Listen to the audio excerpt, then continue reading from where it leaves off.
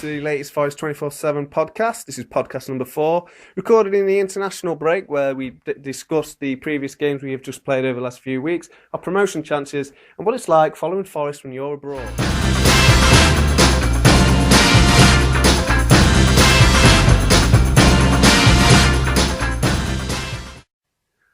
Hello and welcome to the latest Forest 24/7 podcast. It's been a while since the last one.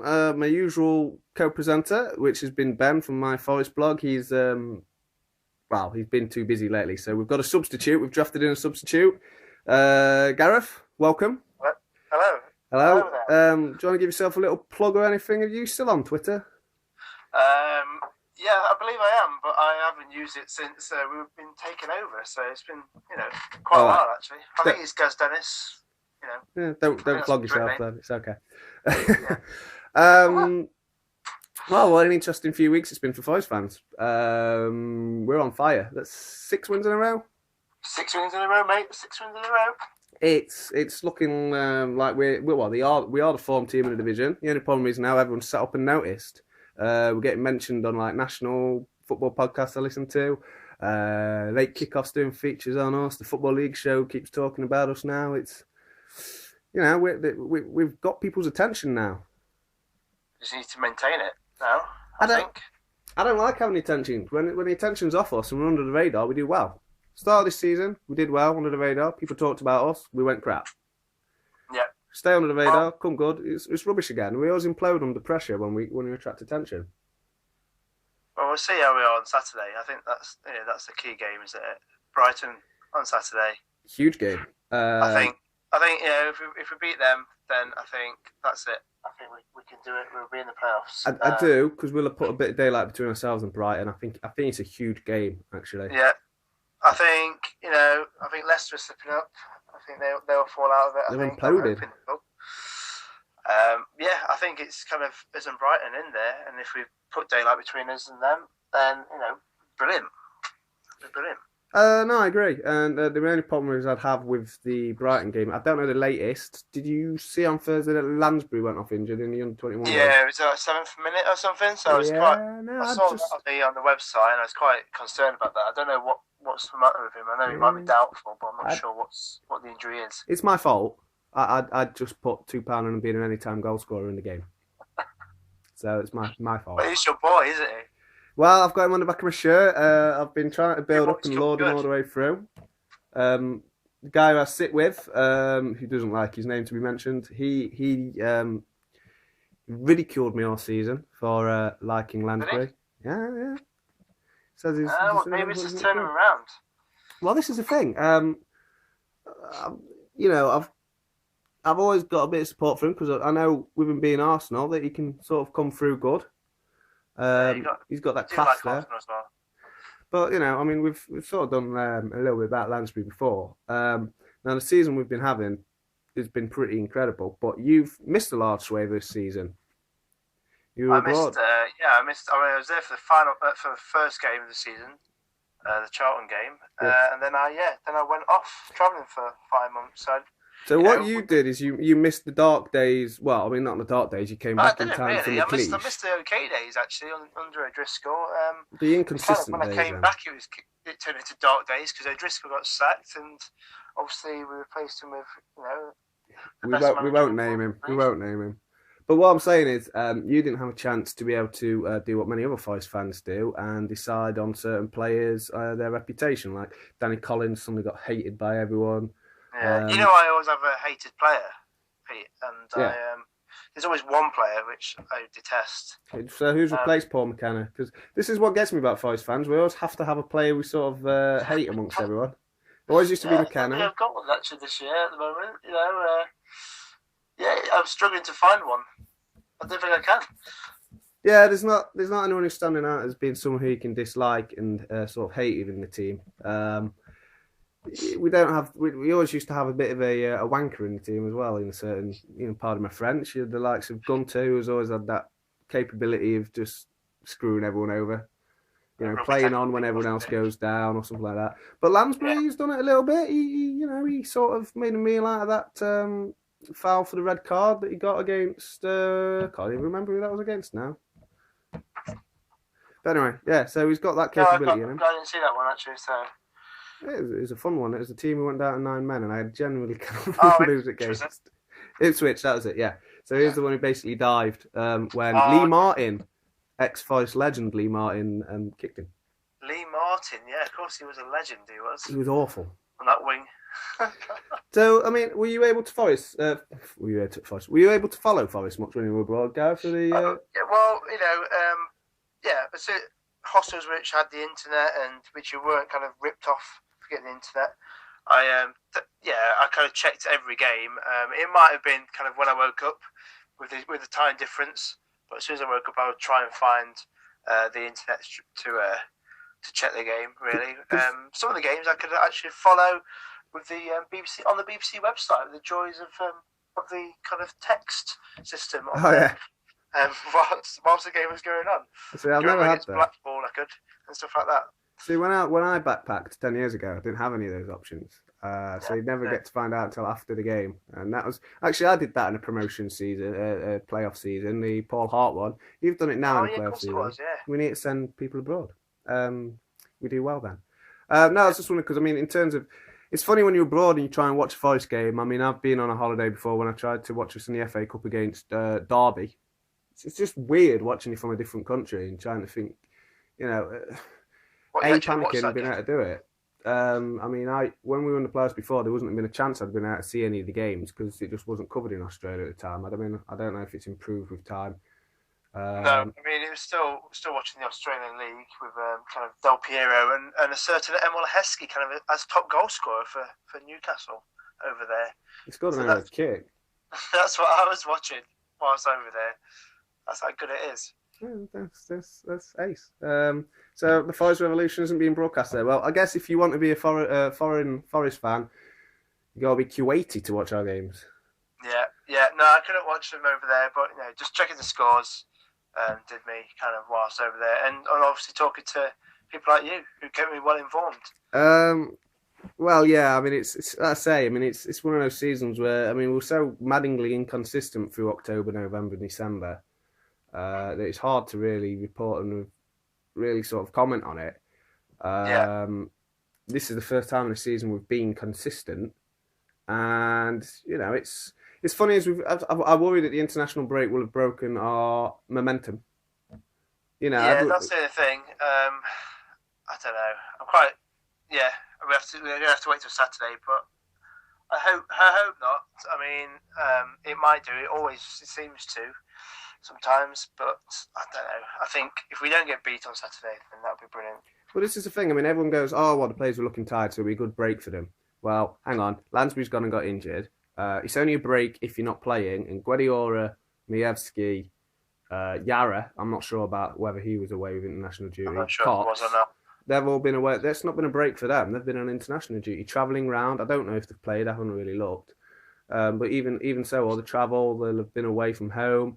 Practice training with their requisite squads. It's not as if the players at home will have been doing nothing. So this whole thing about it being a rest for some makes me sort of laugh. But at least Billy Davies has had a holiday in Kuwait out of it. Has he? Has he been away? Well, he's been in Kuwait for the last 4 or 5 days, talking with Fawaz and talking to good football people in Kuwait, and apparently a lot of ex players for Kuwait or Qadsiya or. Yeah, so I mean, he's been off in Kuwait. The video, which Natalie Jackson. Or has he been? Well, I don't know if it's a working holiday. I guess it's a bit of a jolly. Apparently, Fawaz says, I want to show Billy Davies off. Everyone in Kuwait wants to meet him. Yeah, because he's gone, isn't he? He's going to be the new Alex Ferguson, apparently. Well, yes, he wants him to be his 26-year epic Alex Ferguson manager. Shall we see? This time next year if he's actually still here? Well, yeah, okay. I mean, Fawaz has shown a bit of trigger happiness. He says he doesn't want to sack Billy, but look at Reading. If they hadn't got promoted, Brian McDermott probably wouldn't be sacked right now. No, I mean he was God, wasn't he, for them? And then Malcolm. But yeah, I mean we had all the insightful videos about Billy in his production studio making his epic thousands of pounds of production studio as well. Analyses every game and training. He films training. And training for hours on a Sunday, apparently. Yeah. Yeah, and so plays that all back to them. I mean, I can't help thinking everyone who sort of laps it up. Okay, it's interesting to see, but everyone laps it up. But you're only seeing what they want to show you. We're not seeing the real. That isn't going to have been a real training session. Things are going to be watered down for the cameras and whatever. You know what I mean? And so it's not going to have been the real experience, if you get my drift. Yeah, I mean, does he still kind of only come in on like a Wednesday? Or the 3 days a week? I don't know. I mean, look. I mean, he's at home. It's happening this time. I'm not sure. He's at home making his videos. I'll say you this though. just in his TV studio. Well, what other videos is he producing there? Well, you never know.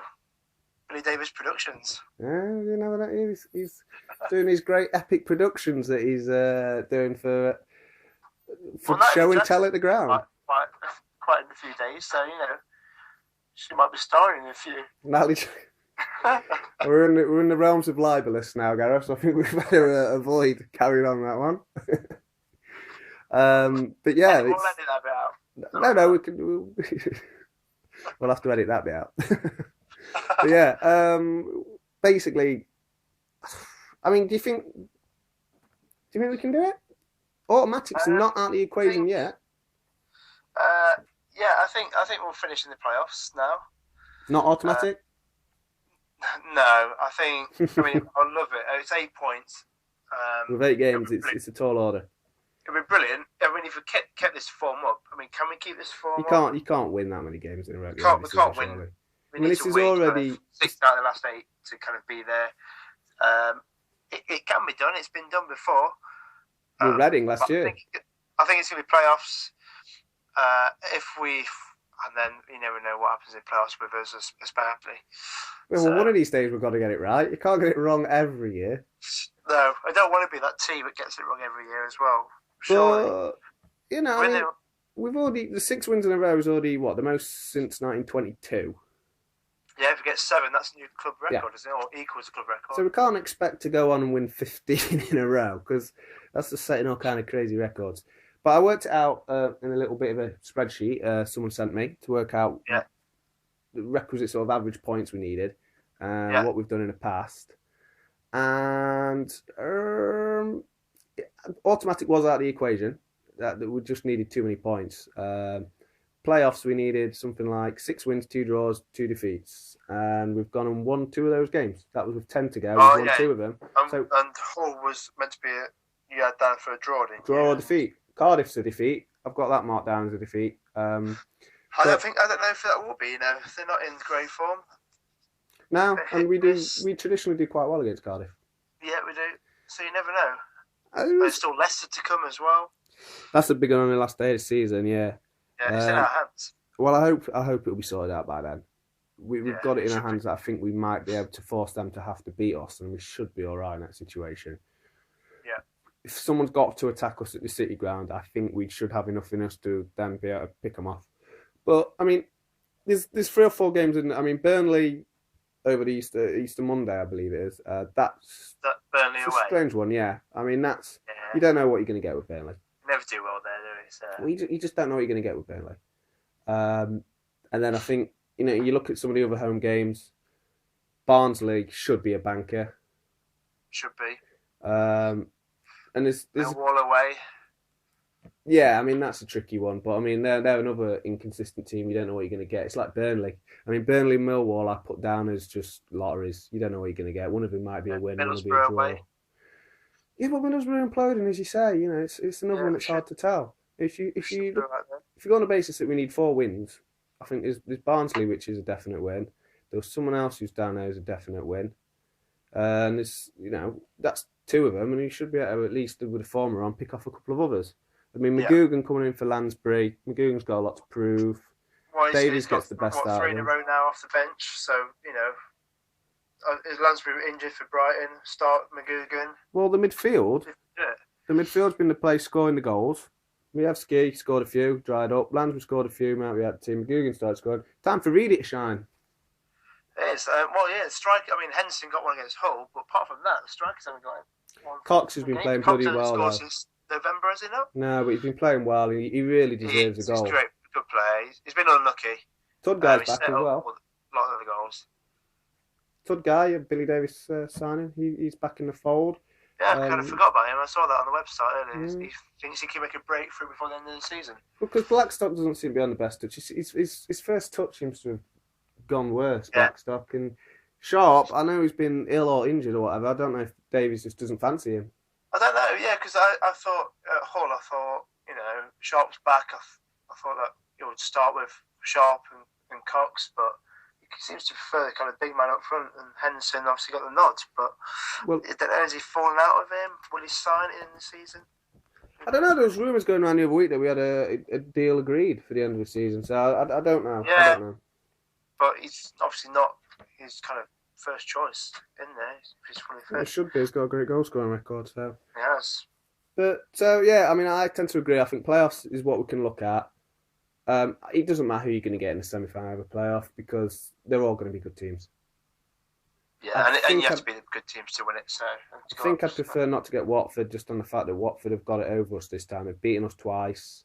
It's similar when we had Blackpool before in the playoffs. They had that hoodoo over us, beating us in most of the games that season. And you just want to avoid that mental thing of these have beat us every time. If we could go into a team who we know would beat that season, I'd prefer it. I think they'll get automatic anyway, Watford. Well, I'd quite like. I think maybe Palace, but then you think Holloway was their manager and he was the Blackpool manager in the playoffs. So there's that as well. So who knows that's players? Yeah. I don't know, Hull. Hull, we've beaten. I mean, we've shown we can do it against Hull. I don't think Hull are all that anyway. No, I don't think they're a great team. I think they'll drop out of it. I think they'll be in the playoffs. I think Watford will kind of take over them. So Palace. I'll take Palace. Hull. Well, okay. I mean, my one tip will be therefore don't book anything for the Maybank holiday weekend. Don't book any holidays. Don't book any trips to see people. The minibus yet. Or also don't book the minibus for the playoff game either because it is Forest. Just leave that weekend. Don't book any transport, but don't also book yourself into any relatives at the bank holiday weekend. We're making plans, don't we? Yeah. Anyway, so yeah. Unless there's anything you've thought of that you've seen around Forest this week that you want to comment on. I mean, it's an international break. It's been quite. I mean, how dull was yesterday without any Forest? It doesn't feel like a normal weekend. You know, I got the opportunity to go down to Bishop Stortford again to watch the game. That entertaining football down there, but unfortunately got called off with the snow. So, well, why would you even do that to yourself? I've thought about going to see Workshop once, and then just thought, why would I do that? And it's like £12 to get in as well. Exactly. So, yeah. People complaining it being £25-30 for Forest, but some of these non-league teams charging £15 to watch jumped up pub footballers. That is it. I'm sure we could give him a game. So yeah, nothing else to add. You think, Will? No. Just I've been to a few games recently, away games anyway. So I've been impressed with what I've seen since I've been back in the UK. Really. Yeah. Well, Sheffield Wednesday game was a hard game to watch. Seeing that I was sat in the home end as well. And I was on telly. Why would you do that? Well, you had the invite to come along. I've only sat in the home end twice, and we've lost both games. Really? Yes. Crewe about 2001, 2002, and Derby in 1999. They scored in the last minute. The Derby one was painful, mate. Horatio Carbonari, 88th minute, 89th minute, something like that. Painful. No, it was fine. When we scored, it was kind of just stayed calm and still. The hardest bit was when we left the ground and the players were going over to the fans celebrating, and I was walking out with the Wednesday fans kind of who had their heads down and angry about the defeat, and that should have been over in the Forest stand, kind of celebrating with the players. But there you go. But no, I've been impressed what I've seen so far since we've been back, definitely. Good. Well, onwards and upwards. Hopefully promotion will be on the equation. Well, thank you very much, Gareth, for joining us today. Maybe we'll see you again next time. I don't know. You're a busy man. Well, I am. Maybe. Yeah. All right. Well, cheers. Thank you. All right, mate. See ya. Bye.